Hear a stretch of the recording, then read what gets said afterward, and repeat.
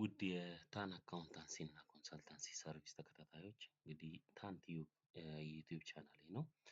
በየጊዜው ስለ ኢትዮጵያ ታክስ ሲስተም እና አካውንቲንግ ጋር ተያያዥነት ያላቸውን ሀሳቦች ይዤላችሁ እየቀረብኩ ነው። ዛሬም ደግሞ ጠቃሚ ሀሳብ ይዤላችሁ መጥቻለሁ። እስከ ፕሮግራሙ ፍጻሜ ድረስ አብራችሁኝ እንድትቆዩ ጥሪዬን ለማቅረብ እወዳለሁ። እንግዲህ ዛሬ ደግሞ ስለ ኢታክስ ወይም ስለ ኢፋይሊንግ አንዳንድ ለመግቢያ ሀሳቦችን እንነጋገራለን። ከዛ ደግሞ ፕራክቲካሊ በተግባር እንዴት ሪፖርታችንን በኤሌክትሮኒካሊ እንዴት ፋይል ማድረግ እንደምችል እንዴት ሪፖርት ማድረግ እንደምችል ገቢዎች በአካል መሄድ ሳይጠበቅብን እዚሁ ቁጭ ብለን ቤታችን ቁጭ ብለን ኢንተርኔትን ተጠቅመን ሪፖርት ማድረግ እንደምንችል እናያለን ማለት ነው። ስለዚህ ለመግቢያነት እንደ ኢንትሮዳክሽን ኢፋይሊንግ ምንድነው የሚለውን እንደ ሀሳብ ለመነጋገር እንሞክራለን። እንግዲህ ኢታክስ ምንድነው? በግብር ከፋዩና በታክስ አውቶሪቲ ወይም ገቢ ባለስልጣን መስሪያ ቤት በኢንተርኔት መረጃ አማካኝነት የግብር ከፋዩና ታክስ ባለስልጣን መስሪያ ቤቱን የሚያገናኝ ወይም መረጃ የምንልክበት ዘዴ ነው ማለት ነው። ስለዚህ ኢታክስ ምንድነው? ዌብሳይት ነው። So it's a website which connects taxpayer with the tax authority using internet ማለት ስለዚህ ኢንተርኔትን በመጠቀም መረጃችንን ግብር ከፋዩ መረጃውን ወደ ታክስ አውቶሪቲው የሚልክበት ዌብሳይት ነው ማለት ነው። እንግዲህ ኢፋይሊንግ እነዚህ ፕላትፎርሞች አሉት። ከታች እንደምትመለከቱት ዲያግራሙን እዚህ ጋር እንደምታዩት ከስተመር አለ፣ ኢንተርኔት አለ፣ እዚህ ጋር ሰርቨር ይኖራል፣ ታክስ ኦፊሱ ይኖራል። ከዛ ኢሚዲየትሊ ታክስ ኦፊሱ ደግሞ ኮሚኒኬሽኑን ወደ ከስተመር ይልካል ማለት። ስለዚህ እዚህ ቁጭ ብለን ኢንተርኔት ላይ የገቢ ተቋሙ በሚሰጠን አድሬስ እንገባለን። በዛ አድሬስ ሪፖርታችንን ፋይል ነው ሪፖርት እናደርጋለን። ቫት ሊሆን ይችላል፣ ቲኦቲ ሊሆን ይችላል። ሪፖርት ካደረግን በኋላ ሪፖርቱ ደግሞ በሜሴጅ ይመጣልናል ማለት ነው። ኢሚዲየትሊ የዚህን አይነት ኮሚኒኬሽን ይኖራል ማለት ነው። በግብር ከፋዩና በግብር ሰብሳቢ ወይም በታክስ አውቶሪቲ መካከል ያለው ይሄን ያህል ኮሚኒኬሽን ነው። ስለዚህ ይህንን ሰርቨር በመጠቀም መረጃ የምንላላክበት ነው ማለት ነው። እንግዲህ እነዚህን ሲስተም የምንጠቀምበት ሁለት ብሮዘሮች ይኖራሉ ማለት ሌሎችም ብሮዘሮችን መጠቀም እንችላለን። ግን በዋናነት እነዚህን ኢፋይሊንግ ዲክሌር ለማድረግ ሞዚላ ፋየርፋክስ እንጠቀማለን፣ ጉግል ክሮምንም እንጠቀማለን፣ ኢንተርኔት ኤክስፕሎረርም ካለ መጠቀም እንችላለን። ግን የተሻሉ ዌብ ብራውዘሮች እነዚህ ናቸው። ሌሎችንም እንዳልኳችሁ መጠቀም እንችላለን ማለት ነው። ስለዚህ እዚህ ጋር እንደምታዩት አድሬስ ባር አለ። ኢንተርኔት ላይ በተግባር ስናይ አሳያችኋለሁ። አድሬስ ባር አለ። እዚህ ጋር ጉግል ኢሜጅ አለ። ስለዚህ የትኞቹን አድሬሶች ነው የምንጠቀመው? ሰርቺንግ አድሬሶች አሉ። etax.ministry-of-revenue.gov.et ወይም www.mor.gov.et ሁለቱም የሰርቺንግ አድሬስ በመጠቀም ወደ ኢፋይሊንግ አድራሻ እንገባለን ማለት ነው። ስለዚህ ምንድነው ወደዚህ ወደ ኢፋይሊንግ ስንገባ ምንድነው በገቢ ተቋሙ የተሰጠን ለአንድ ጊዜ ብቻ ሊሆን ይችላል ፓስወርድ እና ዩዘር የይለፍ ይሰጠናል። ገቢ ተቋሙ እኛ ያንን እንወስዳለን። ከዛ የራሳችንን ደግሞ ለሴኩሪቲ ፐርፐዝ ቀይረን ፓስወርዱን ቀይረን መጠቀም እንችላለን ማለት ነው። ስለዚህ በእነዚህ በሁለቱ አድሬሶች ገብተን ሪፖርታችንን ማድረግ እንችላለን ማለት ነው። ይሄ በተቋሙ የተቀመጠልን ነው። አይ ቲንክ የተወሰኑ ለውጦች ይኖራሉ። እሱም በተግባር እነዚህ ዌብሳይቶች ላይ ትንሽዬ ለውጦች አሉ። እሱን አሳያችኋለሁ። ሌላኛው እንግዲህ ሎጊን ፔጁ ይሄንን ይመስላል። ዌልካም ቱ ኤርካ ታክሲ ታክስ ሰርቪስ ይላል እዚህ ጋር። ፕሊዝ ሎጊን ይላል። ስም አለ፣ ፓስወርድ አለው። ከዛ የተሰጠንን ስምና ፓስወርድ ስናስገባ ወደ ኤርካ ኤስኤስኤል ቪፒኤን ሰርቪስ ይወስደናል፣ ወደ ዋናው ፕሮዳክሽን ማለት ነው።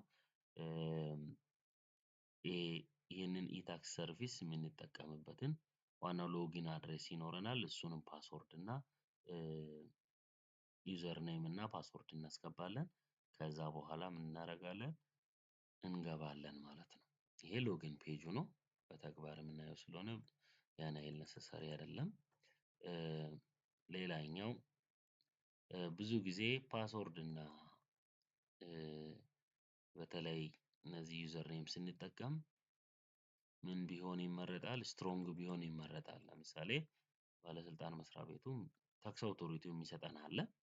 ያንን ግን ቀይረን መጠቀም ከፈለግን ብዙ ጊዜ ሚክስድ የሆነ በተለይ ኔም እና ፓስወርዱ ኬስ ሴንሲቲቭ ቢሆን ጥሩ ነው።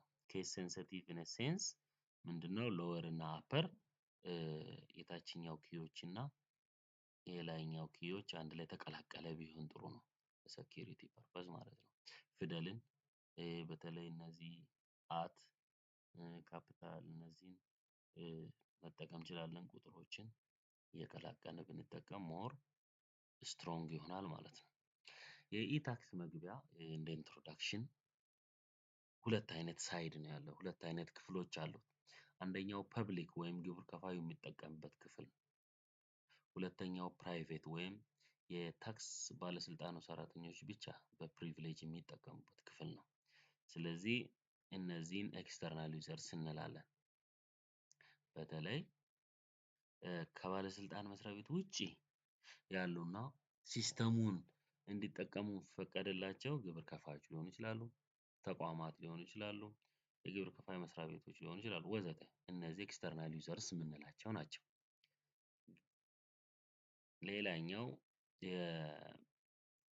የኢንተርናል ዩዘርስ የምንላቸው የታክስ ባለስልጣኑ ሰራተኞች ናቸው። እነሱ ብቻ አክሰስ የሚያደርጉት ክፍል አለው። ይሄ ሁለተኛው ክፍል ነው። እሱ ደግሞ ለኢንተርናል ዩዘርስ ወይም ለታክስ አውቶሪቲ ኦፊሰርስ ብቻ በፕሪቪሌጅ እንዲጠቀሙበት የተሰጠ ክፍል ነው ማለት ነው። ስለዚህ ኢታክስ ሁለት ክፍሎች አሉት። ፐብሊክ እና ፕራይቬት ይኖረዋል። ፐብሊክ የምንለው እንግዲህ ግብር ከፋዩ ነው። ግብር ከፋዩ የሚጠቀምበት ክፍል ሲሆን ፕራይቬቱ ደግሞ ታክስ ባለስልጣኑ ሰራተኞች ናቸው። ሌላኛው ኢታክስ ከስታንዳርድ ኢንተግሬትድ ገቨርንመንት ታክስ አውቶሪቲ ሲስተም የሚባል ዳታቤዝ አለ። እንግዲህ ያው አብዛኛዎች የገቢ መስሪያ ቤት ሰራተኞች ይሄንን ያውቁታል፣ ይጠቀሙታል። ይሄ ዳታቤዝ ሊንክድ ነው። ስለዚህ ሁሉም ሴቭ ያደረግናቸው እያንዳንዱ አክቲቪቲዎቻችን በዚህ ኢታክስ ውስጥ የት ነው የሚመዘገቡ? ሲክታክስ ውስጥ ነው ማለት ነው። ስለዚህ ሲክታስ ላይ እያንዳንዱ መረጃ ከዚህ ሪፖርት የምናደርገው የምንልከው ማንኛውንም ፋይል ያደረግናቸው ነገሮች በሲክታስ ይመዘገባሉ፣ ይታያሉ ማለት ነው። ስለዚህ ሁለቱም ኢንተርሊንክድ ናቸው በመረጃ ኢታክስ ካን ብሪንግስ ኦል ኖቲስ ኤንድ ሪማይንደርስ ፕሮዲውስድ ኢን ሲክታስ ቱ ዘ ከስተመርስ ሜሴጅ ይላል። ስለዚህ ከዚህ ለምሳሌ የዚህን የግንቦትን ወር ሪፖርት ብንልክ ምንድነው ሁሉንም ጨርሰን ፋይል ካደረግን በኋላ ኢሚዲየትሊ ሜሴጅ ይመጣልናል ማለት ነው። ሜሴጅ ሰንተር ላይ ሄደን ቼክ ስናደርግ ሪፖርት ማድረጋችንን ኢሚዲየትሊ ክፍያም ከከፈልን ኦንላይን ነው። ክፍያውም ኦንላይን ነው። ክፍያውን ኦንላይን ስንከፍል በቴሌ ብር ወይም በደራሽ እነዚህ ኢንተርኔት ባንኪንግ ሊሆን ይችላል። ያንን ክፍያ ስንከፍል ኢሚዲየትሊ ደረሰኝ ይልክልናል። ያንን ጀነሬትድ የሆነ ደረሰኝ ዳውንሎድ አድርገን እንይዛለን፣ ፕሪንት እናደርጋለን። አንደኛ በሲክታስ ላይ መረጃው መከፈሉን ያሳያል ገቢዎች ጋር፣ እኛ ጋርም ደግሞ መረጃው ይቀመጣል ማለት ነው። ስለዚህ በሲክታስ የሚላክ መረጃ በሙሉ ለግብር ከፋዩ በኢታክስ መልእክት መቀበያ በኩል ለግብር ከፋዩ ይደርሳል ማለት ነው። ስለዚህ ኢንተርሊንክድ ነው ማለት ነው። ኢንተርሊንክድ ነው። ሌላኛው ዲሞንስትሬሽን ነው። ዲሞንስትሬሽኑን ፕራክቲካሊ ዌብሳይት በነዛ በአድሬሶቹ ገብተን የምናይ ቢሆንም ዩዘር ሬጅስትሬሽን ተጠቃሚን መመዝገብ፣ የተመዘገበውን ተጠቃሚ እንግዲህ በገቢዎች መስሪያ ቤት በኩል የሚደረግ ነው። የተመዘገበውን ተጠቃሚ የተሰጠውን መግቢያ ተጠቅሞ ወደ ሲስተሙ እንዲገባ ይሄ ፓስወርድ እና ዩዘር ኔም ነው። ግብር ማሳወቂያ ክፍል ይኖረዋል። ፋይሊንግ ዲክላሬሽን ፓርት ይኖረዋል። ሜሴጅ ሴንተር ቅድም እንዳልኳችሁ ሜሴጅ ሴንተርም ይኖረዋል። ሪፈንድ ወይም ክሊራንስ ተመላሽ እና ክሊራንስ መጠየቂያ ክፍል ይኖረዋል። ቲን ነምበር እና ታክስ ክሊራንስ ማንኛውም ቲን ትክክለኛ መሆኑ አለመሆኑን ማረጋገጫ ክፍል ይኖረዋል። እነዚህ የዲሞንስትሬሽን ክፍሎች ናቸው ማለት ነው። ስለዚህ የኢታክስ ዝርዝር እነዚህን ቢያንስ 6-7 ያህሉ ክፍሎች ይኖሩታል። በተለይ ታክስ ኢንፎርሜሽን የምንለው የግብር ከፋዩ መረጃ ያለበት ነው። ሌሎችም ኢንተርፌሶች ይኖሩታል። ያንን እየተጠቀምን አክሰስ አድርገን መጠቀም እንችላለን ማለት ነው። ስለዚህ ተጠቃሚን መመዝገብ የሚለውን ስናይ እንግዲህ ታክስ ፔየር ሪኩዌስት ያቀርባል። ታክስ አንድ የኢታክስ ወይም ኦንላይን ፋይል የሚያደርግ ግብር ከፋይ ቲን ነምበር ሊኖረው ይገባል ከታክስ ኦቶሪቲ። ይሄን መቼም የመጀመሪያው ክራይቴሪያ ነው። ንግድ ወደ ንግድ ዓለም ወይም ወደ ንግድ ቢዝነስ መግባት ንግድ ፈቃድ ማውጣት ስናስብ ምን ጊዜም አሁን ፋይዳ ተጀምሯል። ፋይዳ አውጥተን በወጣልን ፋይዳ መሰረት ቲን ነምበር እንሰጣለን። ቲን ነምበር ከሰጠን በኋላ ወደ ሌሎች ፕሮሰሶች እንሄዳለን ማለት ነው። ስለዚህ አንድ አይነት ቲን ነው የምንጠቀመው። ቲኑ አንድ ነው። ታክስ አይደንቲፊኬሽን ነምበሩ አንድ ነው። ግን የተለያየ ታክስ ዩዘሮች ይኖራሉ። ሰቨራሊ ታክስ ዩዘሮች ይኖራሉ። ስለዚህ አንድ ድርጅት አንድ ቲን ነምበር አለው። የተለያየ የታክስ ዩዘሮች ይኖሩታል። ኦንሊ ታክስ ኦፊሰርስ ዊዝ ታክስ ፔየር ሬጅስትሬሽን አክሰስ ይላል። ይሄ በተለይ ፓስወርድ፣ ሌሎች ሞዲፊኬሽኖችን ምዝገባ ምናምን በታክስ ኦቶሪቲ ባለሙያዎች የሚደረግ ነው። ይሄ ግልጽ ነው። ሌላው የዩዘር ሬጅስትሬሽን ስቴፖችን የሚያሳይ ነው። እዚህ ጋር ኢትዮጵያ ሬቨኒው ከስተም ኦቶሪቲ የሚል እንደምታዩት እነዚህ ክፍሎች ይኖሩታል። ይህ ሲመዘገብ ነው ማለት ነው። ይህ በእነሱ በገቢ መስሪያ ቤቱ በኩል አክሰስ የሚደረግናል። ኮምፕሊት ታክስ ሬጅስትሬሽን ዩዘር ሬጅስትሬሽን ስቴፖች እዚህ ላይ እንደምታዩት የተለያዩ ፈርስት ኔም አለው፣ ፋዘር ኔም አለው፣ ግራንድ ፋዘርስ ኔም፣ ስም የአባት ስምና አያት ስም ይኖረዋል። ሌሎች ፓስወርድ እና ዩዘር ኔም የምናስገባለት ይሆናል።